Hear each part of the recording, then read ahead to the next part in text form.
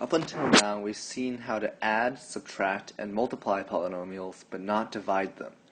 The reason for that is because dividing polynomials often leads to rational expressions, which we haven't seen until now.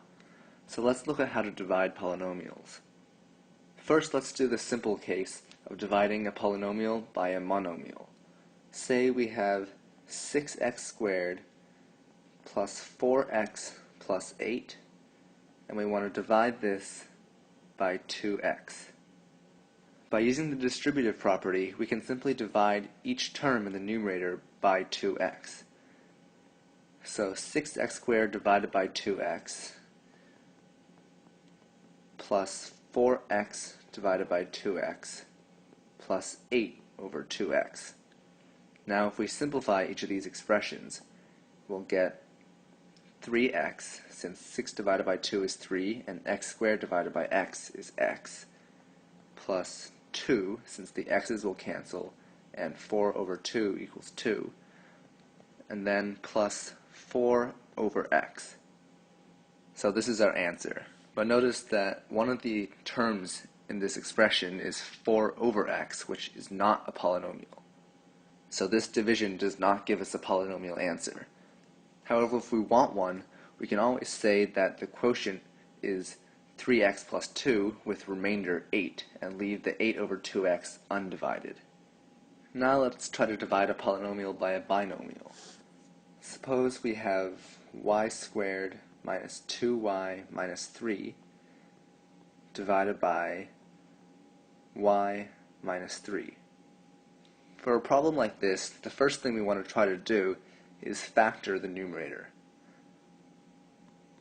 So if we factor y squared minus 2y minus 3, we see this is equal to y minus 3 times y plus 1, since minus 3 times 1 equals minus 3, and minus 3 plus 1 equals minus 2. Now, if we divide this by y minus 3, then we see that the y minus 3 terms both cancel, and we're left with a nice answer of y plus 1. However, this strategy does not always work, since the numerator can't always be factored, and its factors might not be divisible by the denominator.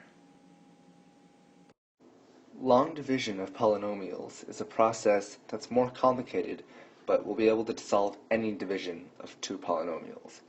And it works in pretty much the same way as long division of numbers works. Suppose our problem is c cubed plus 4c plus 6 divided by c plus 1. Let's write it like this.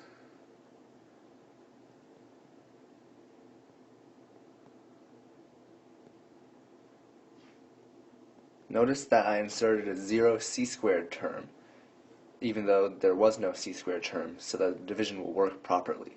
This is the equivalent of a digit in a big number being 0 when you're trying to do long division. So the first step is to see how many times c plus 1 fits into our big polynomial. Now we only care about the leading term, so we can multiply this by c squared to get c cubed plus c squared.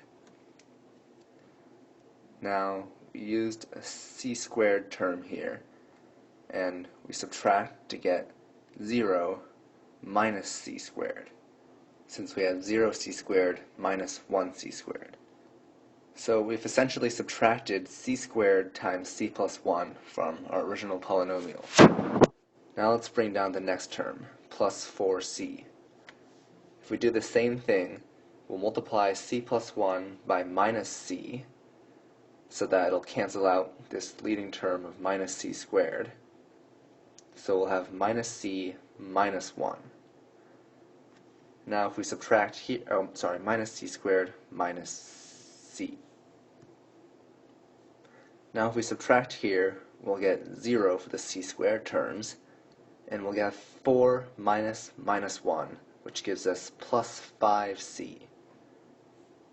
In the final step, we bring down the 6, and we see that c plus 1 will go into this 5 times. So we have 5c plus 5, giving us a multiple of 5.